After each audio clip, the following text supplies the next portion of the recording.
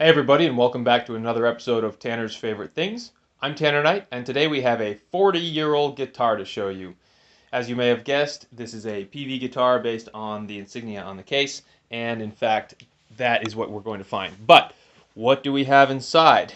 Before we do take a look at the guitar, I just want to comment that this is from 1980, and that's right around the time that Gibson was pretty heavy into the chainsaw cases. I believe those started appearing in the late 70s. So this is very much keeping in line with that chainsaw style case. It's like a molded plastic, and it has latches that are very similar to the case of my Les Paul Custom. Peavey started making guitars in 1978, and this is just 2 years into that historic run of US made guitars that are really underrated. So let's go ahead and take a look and see what this 1980 guitar looks like. 4 latches, really nice sturdy construction on this case. Inside we've got a 1980 Peavey T-60. Color is obviously natural, and I believe this is a swamp ash or northern ash type of wood here. I've already played this guitar last night after I picked it up, and it plays really, really well. And I think that I counted a 4-piece body here, 4 pieces of this northern or swamp ash. Of course, we have the dual humbucker pickup configuration, which is standard on the T-60. The bridge is a proprietary Peavey design. Individual saddles, pretty nice and heavy. Metal knobs, I love these Peavey knobs. You can find these used for just 20 bucks a piece on Reverb if you're looking. So just those knobs alone are a nice addition. And really sturdy switches here. This is our 3-way toggle, and then an in-phase, out-of-phase switch here. So nice electronics on this guitar as well. I did notice that we're missing a screw right here. I'll have to source one of those, but otherwise all the screws look original and they look there. So in this era of Peavey guitars, they're known for using their bi-laminate maple, hard rock maple neck, and let's see if we can get a better look at that. You can kind of see the seam on the fretboard itself. We'll get a better look when we turn the guitar over, but this is 2 pieces of hard rock maple that are quarter sawn and glued together, and they provide a stronger neck that does not twist torsionally. So finding a T-60 or any of the T-Series guitar with a twisted neck is actually pretty rare. We've got this metal nut here, and I noticed that it does have a little bit of motion here. You can move it side to side, but it doesn't sprout at all. It feels good when it's positioned where it should be, so really nice. We have our standard Peavey T-60 headstock. All right, let's go ahead and flip her over. So really nice wood. There's lots of figuring, especially in the back. And I wanted to point out one thing that I noticed. Right here, you can see these kind of dots. And if we turn the guitar over, those are just eyes that go all the way through this piece of wood. So a really cool identifying marker, something that is unique to this specific piece of wood and you'll not find in any other guitar. So another bird's eye we have right there. So cool little natural features in this wood that Peavey has chosen. This is a little black mark here, not part of the wood. We'll have to see if we can buff that out. There are a couple nicks and dings in this guitar, but in overall condition, I would say it's good to very good. Like there's a little bit of buckle worming here on the back indentations. Nothing terrible. You can tell it's been played though. It's pretty glossy down at the spots that touch the body. Otherwise, it has that kind of satin finish. Some more cool bird's eye here. Let's see if that goes through. Oh, you can't see it because of the pick guard, but really nice indicators on this guitar. So if you were the owner of this guitar, you could positively identify this based on those indicators. So our original Peavey neck plate, really good. Very 80s, love it. All right, so here you can get a better idea of the bi-laminate neck. You can see that that's 2 pieces of hard rock maple. One little ding right there. But that's a really good shot right there. You can see 2 different grains. And then our headstock with Peavey tuners. These are really nice Peavey tuners. They're not locking or anything, but they have the Peavey P brand. Our serial number 0065561 puts us in 1980, I think later on in the year. Our strap lock buttons are just these Peavey standard ones. They look like they're pretty slippery, so I don't know about that shininess of that material, but we'll have to put a strap on there, see how well it holds. They moved to wider and flatter strap buttons in the mid 80s, like 83 or 4. So I'll have to see how that works. Otherwise, this case I think is really cool. It's kind of a burgundy gold hue. I'm not exactly what, maybe just brown, just call it brown. But it's nice and furry, and I would say it really adds a nice touch to this guitar. All right, let's go ahead and plug this thing in and see how she plays. All right, so I literally picked this guitar up yesterday off of my local classifieds, and so far I am not disappointed. The previous owner did put these coated strings. I think they're a color coding on here based on the B and the E string, which are coming off of the actual strings. You can see a little bit of that residue on the pick guard. There's more green than anything. So I'm going to replace these strings here shortly, but I just wanted to plug this thing in, get some quick tones, and call it a day on this video, and then later on we'll have a full-on review. Alright, first some specs on this neck. We have a very slim profile neck. This is a much slimmer neck than I thought would be on this guitar. You know, you think of a T-60, you think of kind of a boat anchor guitar, and a heavy, thick neck usually would contribute to that, but that's not the case here. And in fact, the whole guitar itself is 8.8 pounds, which is roughly 8 pounds, 10 ounces, somewhere around there.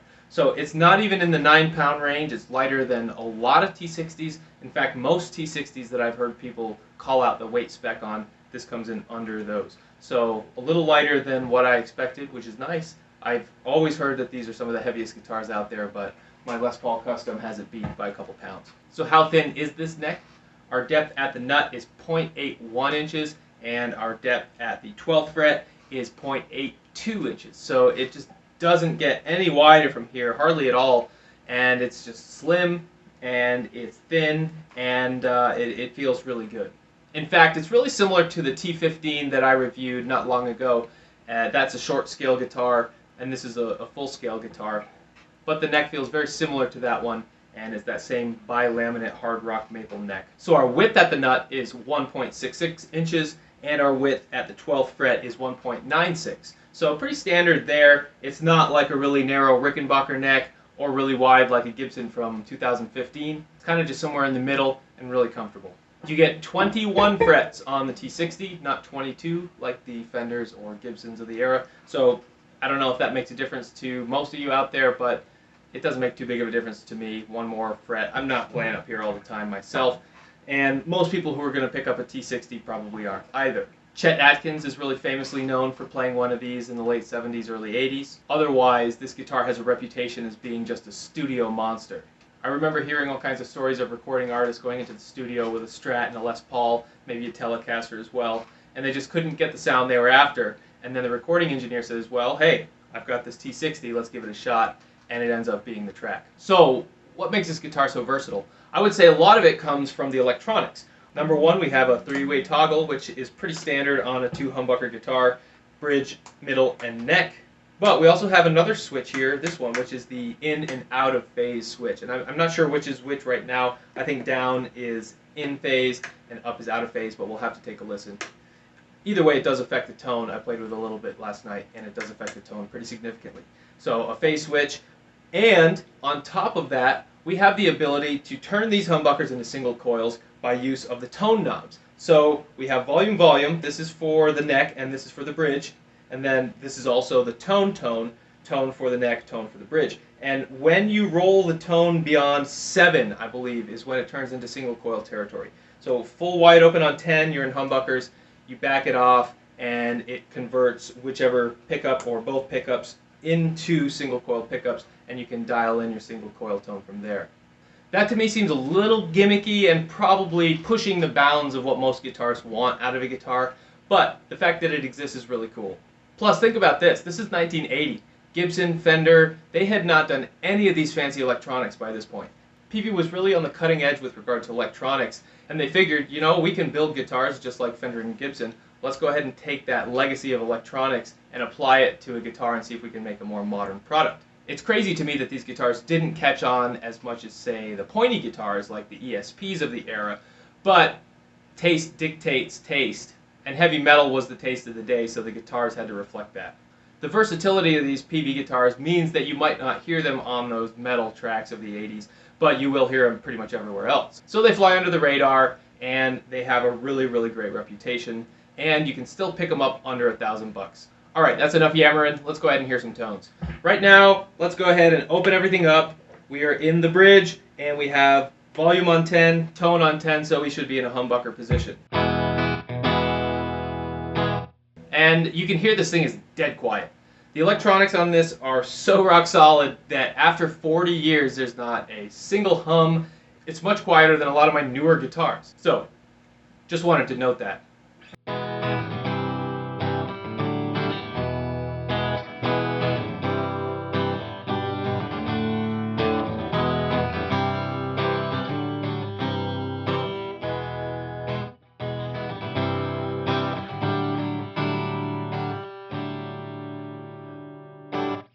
Kick it all the way into the neck. Wow, it warms up quite a bit in the neck position. Again, we're volume on 10, tone on 10, so we should just be full on humbucker, and I'm assuming this is in phase. Yeah, just switching over to that, I would say is out of phase. So neck in phase.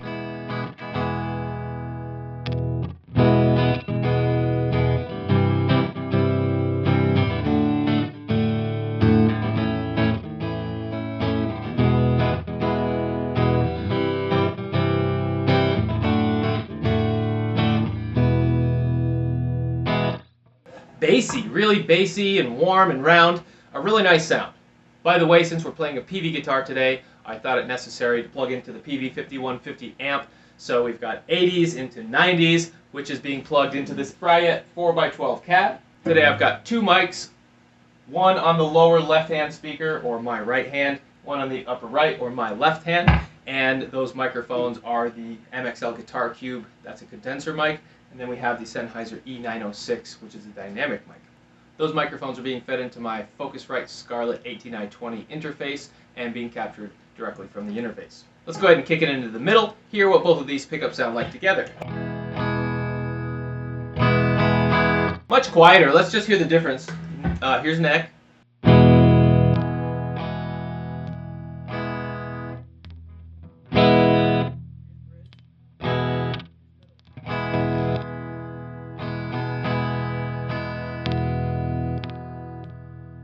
So the middle is definitely quieter.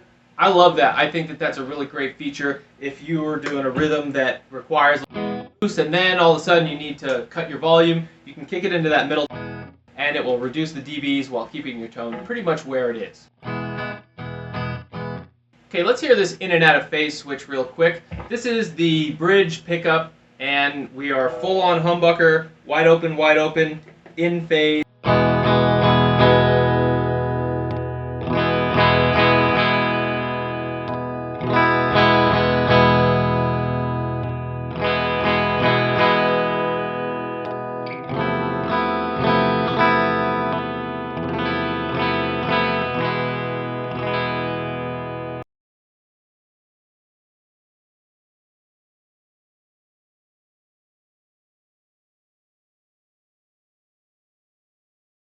So it just takes a little bit of the body out. Some folks describe this as being a little more hollow. I don't necessarily know if that's the case, but it takes a little bit of the body out is what I would say, and leaves you with a thinner sound that you can either apply effects to, or if you just need a thin sound in the mix, then that'll be perfect. Let's go ahead and hear that neck pickup in and out of phase.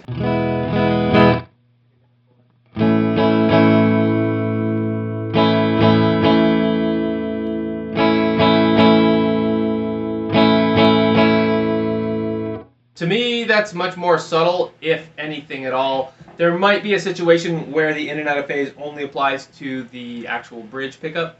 I'll have to dig into that and see if that's the case, but I didn't hear a discernible difference.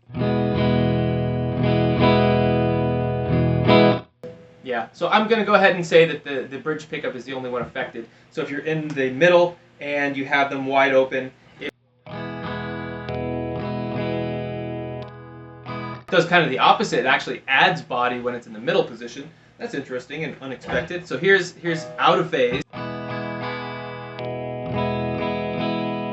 See, that to me sounds just like the neck pickup in phase. Not quite. It's a little quieter. But either way, you can see that you can have infinite tonal possibilities with just these two switches here.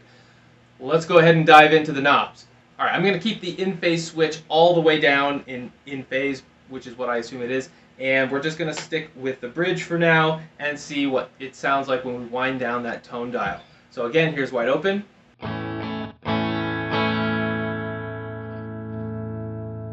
So you hear a bump in volume when it gets to 7, or it looks like in between 8 and 7. I think it's supposed to be 7, but either way, you can hear a bump in volume, and I think that's when the single coil kicks in, and then from there, when you wind the tone down, you just add in a kind of typical fashion, where it kind of muffles the sound, makes it dark, kind of a jazzier sound. So that's your single coil sound, I would say, and you can hear it kick in right around that 7 on the dial there. So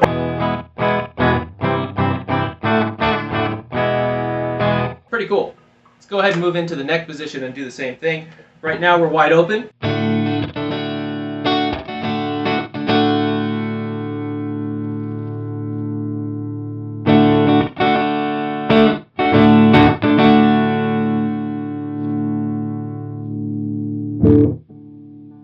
Again, this one seems a bit more linear, and it didn't have that bump that the bridge one had when I got to the 7. It seems like it's just kind of tone in the regular fashion. Let's try it again.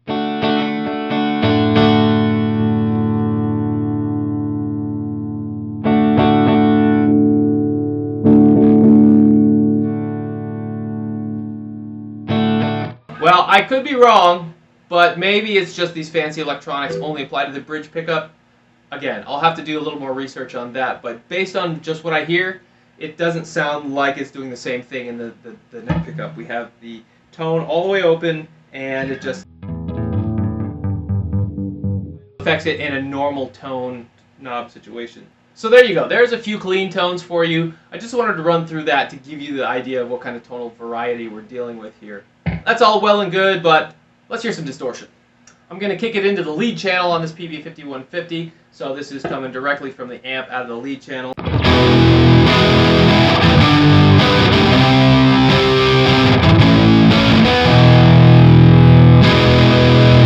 Ooh, that's bassy in the neck. Let's kick it into the bridge, go wide open.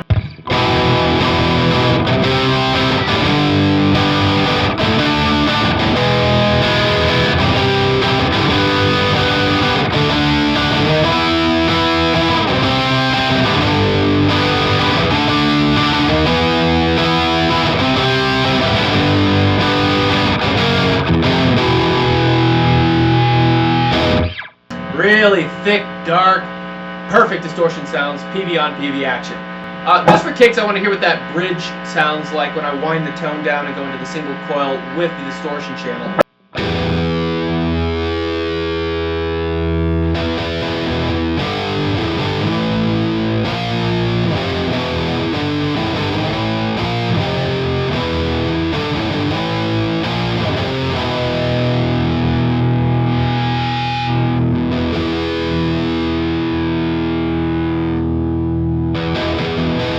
Again, I can't really perceive that much of a difference between the single coil and the humbucker with the distortion on. So I guess that when you have some high gain action in there, it masks what's going on with the electronics a little bit, but it's good to know that for your clean tones, you have all those options. So I know this guitar is not built for this, but these humbuckers really are high gain compatible. So I'm going to drop the D, hit the metal zone, and let's see what we got for serious high gain.